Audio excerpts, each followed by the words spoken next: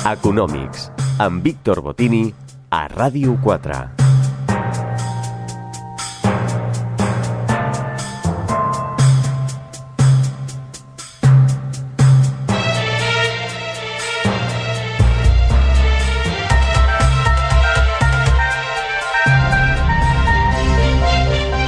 Comencem ara la primera tertúlia de l'Econòmics de la temporada en un moment on tothom està pendent de la tornada de les nenes i els nens a les escoles prevista pel proper dilluns dia 14. Però i la tornada a les oficines i a la feina de forma presencial?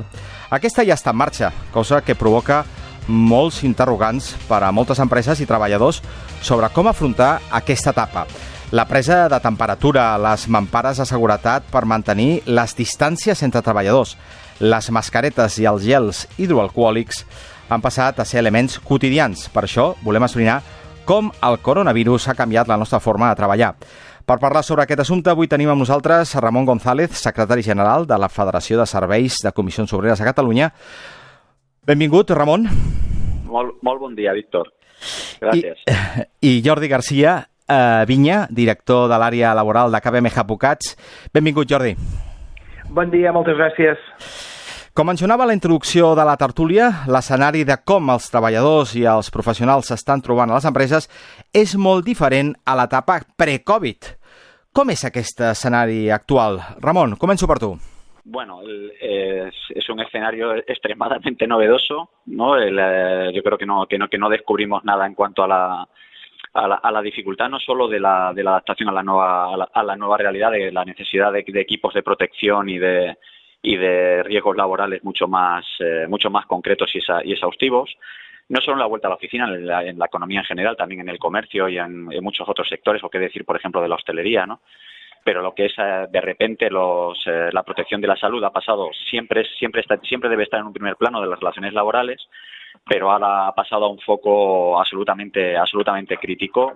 Las medidas o no de protección, su existencia o no, pues es una cosa que tuvo su dificultad, sobre todo en el confinamiento, y ahora es un elemento central que ya se va tratando de una manera mucho más normalizada. Y habrá una cuestión también que es la respuesta de desde cualquier sector productivo, sobre todo la gente que trabaja en oficinas o en concentraciones grandes de trabajadores, ante la existencia de un positivo, las personas que estén en concreto en contacto con ese positivo, la gestión de los espacios comunes. Es un tema complejo que va a exigir un esfuerzo de todos, de las empresas en cuanto a inversión en medios preventivos y de la parte de los delegados de prevención y de la parte sindical en que esto se cumpla e intentar ser todos responsables para que la vida econòmica sea viable a la vez que la protecció de la salut sigui eficaç. És un binomi complex, no, Jordi? Aquesta dualitat que ara plantejava el Ramon, tornar a la feina amb un entorn absolutament diferent al que teníem abans de la Covid-19 i preservar la seguretat, la salut dels professionals i dels treballadors. A veure, jo crec que estem tots en una situació d'incertesa, però en la qual el que hem de fer és posar-hi de totes les nostres parts, d'alguna manera, el millor de nosaltres i la màxima, no sé com dir-ho, confiança i compromís en restablir aquesta situació. És evident que el mes de març es va trencar l'esquema en el qual durant molts anys havíem treballat a les empreses i s'havia desenvolupat fins i tot la societat i aquests dies que comencen les escoles doncs ens trobem un exemple igual. Encara no ens n'hem sortit, tenim moltes incerteses i jo crec que aquí el que cal confiar i jo crec que la societat ho està fent bé i que les empreses i els treballadors ho estan fent bé és posar aquest compromís, respectant les normes, complint amb totes les mesures de seguretat i d'alguna manera intentar reprendre no sé com dir-ho, no? Aquella normalitat o aquella nova normalitat, però crec que en general les coses s'estan fent bé, sobretot perquè són molts les empreses i els treballadors que des de fa mesos en venen parlant d'això. I aleshores no és una cosa que que la tornada, per dir d'alguna manera, de les vacances del mes d'agost els ha vingut de nou, sinó tot el contrari. S'han posat per dir d'alguna manera, les piles, però ja amb uns protocols fets, amb uns anàlisis fets, i caldrà veure que el resultat probablement no serà el del 100% de seguretat, però segur que serà molt millor que en una situació en la qual, sense haver entrat en cap tipus de plantejament d'anàlisi, doncs ens hi haguéssim enfrontat. Per tant, jo crec que aquí, complint les normes, hem de ser optimistes. Doncs l'actitud dels professionals i els treballadors, em quedo amb aquest titular, està sent molt positiva, encara que, Ramon, entenc que les inversions en reformes i en aplicar despeses en higiene tenen un impacte molt diferent si l'organització és d'un format PIME, o més petita empresa, no?, que mitjanes i grans empreses. Sí, claro. Y depende mucho de la actividad en concreto que haya. De todas maneras son muchos condicionantes el que exijan mayores medios o medios más modestos, ¿no? No es lo mismo la inversión que hay que hacer en un supermercado con el flujo de público que tiene para proteger a su plantilla que una persona que un pequeño establecimiento que distribuya cableado o que no tenga flujo de público en sus locales, ¿no? En cualquier caso, evidentemente toda inversión, todo gasto incrementa costes y puede tener su perjuicio. Pero bueno, como esto y como ha comentado bien Jordi, es un tema de más de colaboración, que todos tengamos la disciplina necesaria y que la inversión permita, con la colaboración de todos, que continúe la actividad productiva, que esto es absolutamente fundamental para el país, que se impacte lo menos posible dentro de los enormes riesgos que tiene la situación de pandemia, que haya una mínima regularidad en la vida econòmica. Perquè Jordi, jo entenc que des de KPMG Advocats de ben segur que grans organitzacions han tingut que fer unes inversions rellevants per d'alguna manera complir la seguretat que demanda la situació. Mira, jo diria, una mica també, continuant amb la pregunta anterior, totes les empreses, igual que tots els treballadors, que totes les persones hem hagut de canviar el xip i fa 4 dies no portàvem mascareta i ara la portem, i fa 4 dies no ens rentàvem les mans i ara no ens rentem, tothom ha hagut de fer un canvi important. La gent se'n va a treballar i agafa el metro i l'autobús i porta la mascareta i tracta de respectar. I per tant, totes les empreses, els restaurants, les botigues, les petites empreses, totes han fet canvis. I ja no hi ha ningú que vagi a qualsevol centre de treball, del tipus que sigui, que no hagi fet un canvi important. A més, hi ha empreses, sobretot les més grans, però jo també diria que les mitjanes, almenys la nostra experiència és molt clara, en el qual, repeteixo, des de fa molt de temps van començar a analitzar les qüestions, van veure quins eren els riscos, van intentar implantar sistemes i sobretot en la línia que nosaltres sempre recomanem, van negociar aquestes qüestions, perquè al final l'element fonamental és complir la llei, intentar protegir la salut de les persones, intentar continuar amb l'activitat del negoci, que és el que li interessa a tothom, i tot això havent-ho negociat i havent posat que és com normalment aquestes mesures tenen la màxima eficàcia, que és el que volem tots. Perquè ara quan parlem de negociació, Ramon, entenc que ha hagut aquí un gran enteniment, jo diria, no?, entre les organitzacions empresarials i els treballadors. És així, Ramon? Sí, lo que es como línea general, sí. És a dir, la sensibilització davant d'aquesta gran problemàtica que ens ha vingut a sobre com un tsunami ha fet reaccionar tant a empresaris com a treballadors. Jo crec que en aquest sentit anem en línia. Sí, la que es como comentaba Víctor, en líneas generales sí, ha sido un ejemplo de responsabilidad de todas las partes que están implicadas en la organización del trabajo, el responder o el ser, estamos otra vez en lo mismo, incumplir todos con cierta disciplina las cuestiones mínimas de seguridad. Evidentemente, en todas partes y sobre todo en los sitios donde ha habido concentraciones de trabajadores potentes, por ejemplo en el sector del contact center ha habido sus problemas, sobre todo en el comienzo de la pandemia, pero bueno, se ha podido ir actuando, se ha podido ir canalizando, todos nos hemos ido acostumbrando a la nueva realidad y de manera responsable, tanto los servicios de prevención como todos los actores que hemos estado actuando sobre la realidad, en la inmensa mayoría de los casos se han mostrado responsables, receptivos y se han podido canalizar medios que cuanto menos, ja te digo, han normalitzat l'activitat en la immensa majoria de los casos. A mi el que m'agradaria amb aquest punt de la tertúlia és que els dos, dins de tot aquest bloc de continguts que hem donat, perquè ara m'agradarà entrar amb el teletreball, però encara no, m'agradarà que divulgueu algunes recomanacions, no? Que han de fer les empreses i els treballadors de cara a aquesta tornada a les oficines, tot tenim present que tenim una regulació que han d'aplicar totes les empreses en general, una regulació de seguretat perquè no hi hagin contagis o aquests siguin els mínims possibles. Ramon, començo per tu. Quines recomanacions, en el teu cas, faries als treballadors? Las recomendaciones no voy a descubrir nada porque ya está tan manido el tema, pero hay que a las personas trabajadoras yo creo que hay que indicarles que hay que ser exigentes con las empresas en el cumplimiento de las medidas, pero también exigentes consigo mismas. Es decir, con los equipos de protección individual que las empresas ponen a disposición de las personas trabajadoras tienen que tener el uso adecuado, que sean minuciosos en ver cuál es el uso de los equipos de protección, las máscaras, las mamparas, el uso de mamparas, el uso adecuado de los volúmenes de público a atender, todas estas cuestiones, el uso de los espacios, como el uso escalonado de los espacios comunes, igualmente las limitaciones que estén en las entradas y salidas de las oficinas, el flujo por el que hay de entrada y salida que en la mayoría de las oficinas se han implementado. Hay toda una serie de medidas novedosas en las que intentar familiarizarse lo más rápido con ellas y tener una disciplina propia que no va en beneficio propio, sino en el conjunto de la organización del trabajo de los compañeros y compañeras que comparten el espacio de trabajo, el reportar rápidamente cualquier tipo de incidencia que se pueda dar no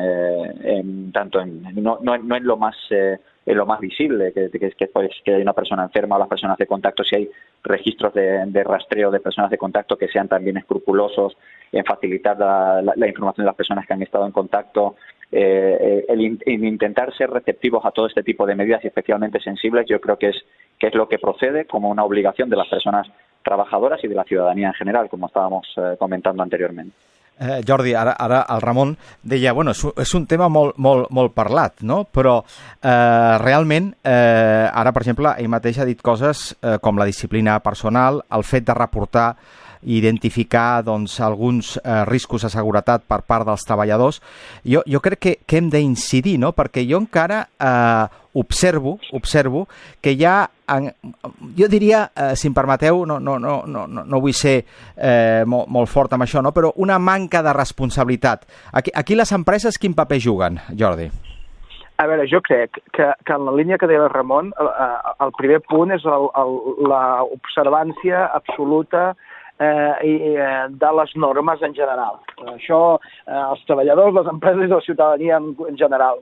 Hem de ser responsables, no hem d'esperar que ningú ens vingui a recordar-nos-ho, no hem d'esperar tenir la policia darrere nostra per veure si ens posem les mascaretes. Per tant, això és absolutament imprescindible.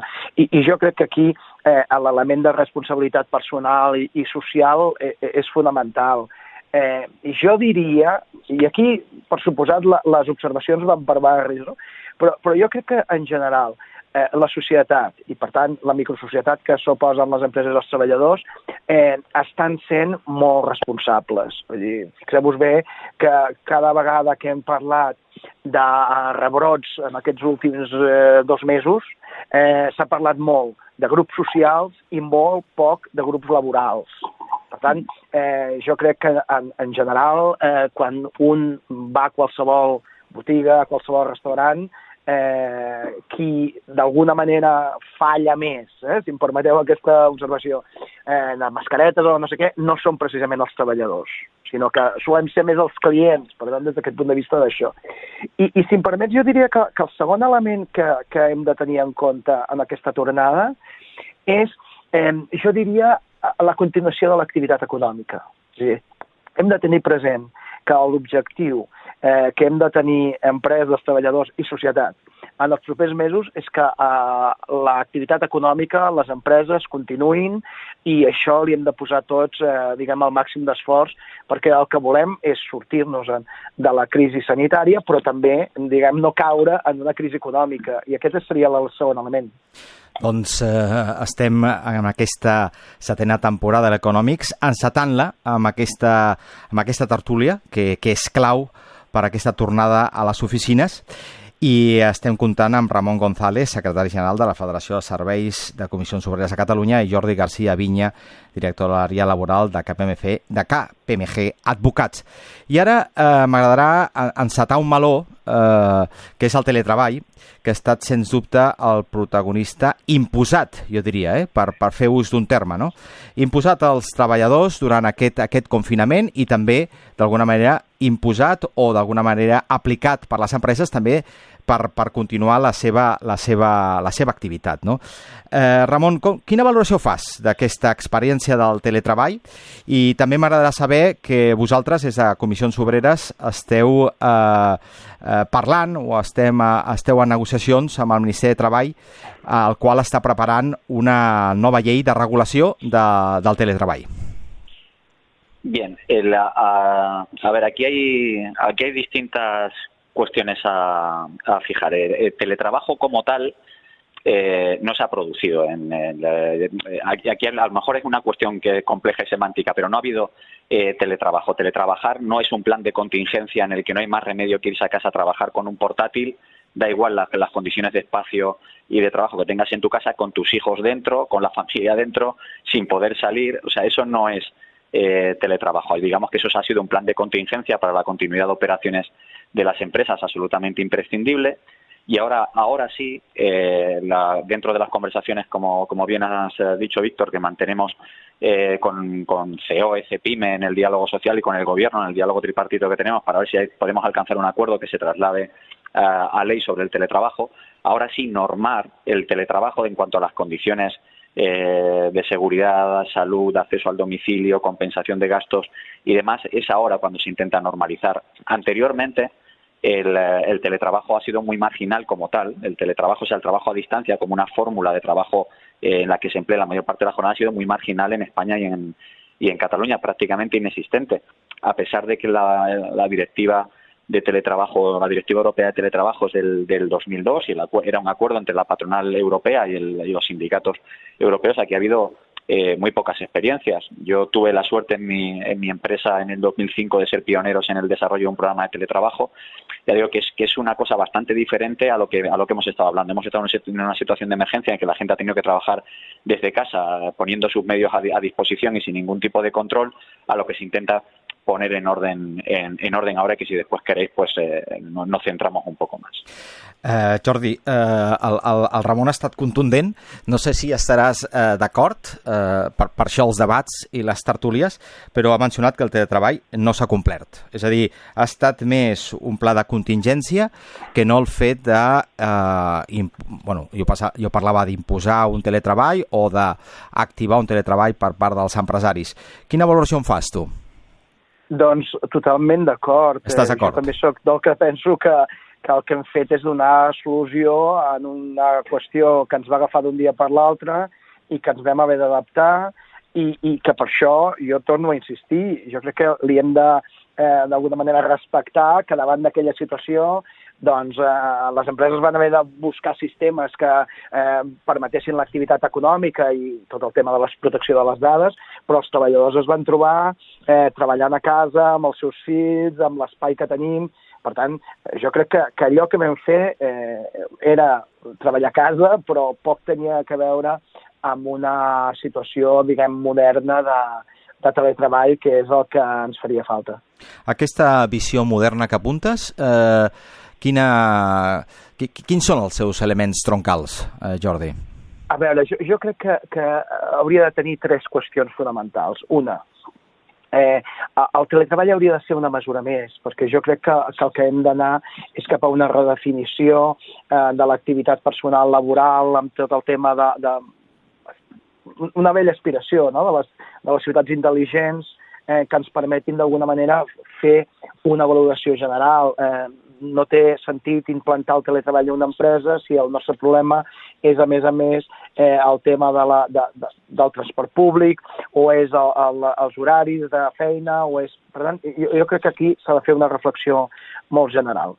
Dos, crec que hem de tenir una figura del teletreball, però ens hem d'oblidar del que ens ha passat fins ara, perquè allò no era teletreball, era una altra cosa, i per tant hem de fer una situació en la qual es pugui donar solució a les necessitats que siguin d'ara en endavant, les que siguin.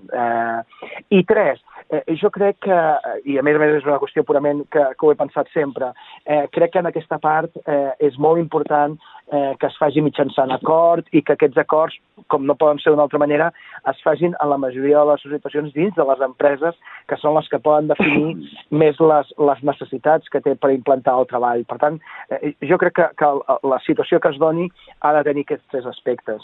Doncs esteu en línia, és a dir, el Ramon mencionava que el teletreball no ha existit, no s'ha complert, i tu deies que ens hem d'oblidar, Jordi, ens hem d'oblidar el que hem fet fins ara. Doncs a partir d'ara, Ramon, el Jordi ara s'ha exposat el seu punt de vista, el teletreball és una mesura més, com deia fa un moment, s'ha d'oblidar el que hem fet fins ara, i tot passa per acords. Crec que també viurem una situació en què es combinarà molt la presència a l'oficina i el teletreball. Ramon, aquest seria un altre element? Sí, no, a ver, esto es indudable que en la ordenación, si queremos que el trabajo, que la prestación de trabajo se haga en condiciones seguras, habrá que combinar las dos formas, la presencial y la del teletrabajo. Pero el teletrabajo, como hemos dicho, a ver, no es una cosa, ya digo que es un elemento novedoso y prácticamente ausente de la vida económica española, pero repito que hay un acuerdo y una directiva del 2002 y algún ejemplo escaso, pero algún ejemplo hemos tenido de implantación del teletrabajo que nos da algunas pistas. Esto es factible. Además, de hecho, en la mesa de negociación se está hablando, intentando definir cuándo se define una persona como teletrabajadora. Ahora la última propuesta es que al menos el 30% de su jornada laboral esté trabajando desde casa. Pero claro, hay muchos aspectos que hay que tener en cuenta, ¿no? Dices, al final, si dentro de los gastos que pueda tener esta persona de luz, calefacción, limpieza, destinar un espacio físico fijo dentro del domicilio, las exigencias de ergonomía que también están en una oficina, cómo se trasladan a casa, es decir, la calidad de una silla adecuada para trabajar, no trabajar desde el sofá, la existencia, ¿no?, de fuentes lumínicas que deslumbren. Bueno, todo esto son cuestiones que se remiten a la negociación colectiva y al acuerdo, y son cosas que se pueden, que con una visión mínimamente madura de las relaciones laborales se pueden salvar. Hay muchos ejemplos en Europa, sobre todo en Centro Europa, que es donde está más extendido, de fórmulas de compensación de gastos y similar, ¿no? En la fórmula 824 sobre los suministros del hogar y qué tipo de gastos. Hay que recordar, por ejemplo, centrándonos en una cuestión como es la remuneración, que la remuneración no habla solo del salario en todos sus conceptos, ¿no? A fin de cuentas, el confort, la vigilancia de la salud, la supervisión efectiva, todas las condiciones del trabajo se tienen que garantizar también para las personas teletrabajadoras. Y eso va a ser un desafío. Y eso son las cuestiones que se están abordando en el acuerdo que se quiere llevar a ley en estos días. Un nou repte front d'un nou paradigma, un teletreball on ens podem emmirallar en països del centre d'Europa, i la negociació ens portarà a determinar tot un seguit d'incògnites i per definir bé això que fins al moment hem fet malament. La gestió de torns també passarà a ser un aspecte cabdal amb aquesta negociació.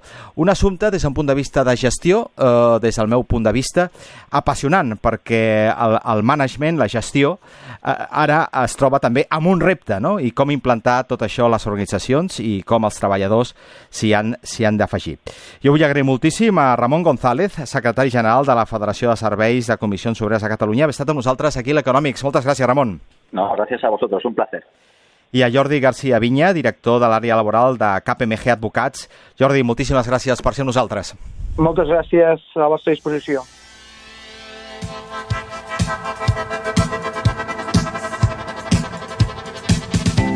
Econòmics, amb Víctor Botini, a Ràdio 4.